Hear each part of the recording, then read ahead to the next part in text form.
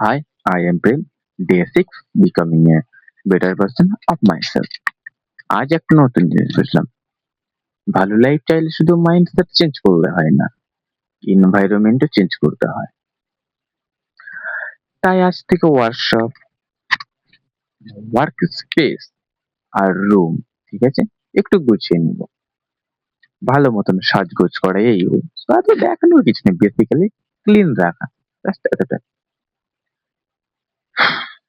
আমি এখন অনেক দূরে আছি এইসবের থেকে।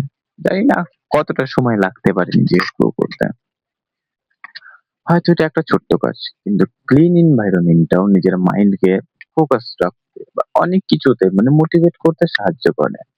আমি এখন অনেক দূরে, তবু প্রতিদিন একটা ছোট্ট করে ইমপ্রুভমেন্ট করার চেষ্টা করি, কারণ ছোট ছোট চেঞ্জই একদিন বড় হয়ে ওঠে। তো আমার ট্রান্সফরমেশন কিরকম হয় দেখা যাক। You tomorrow.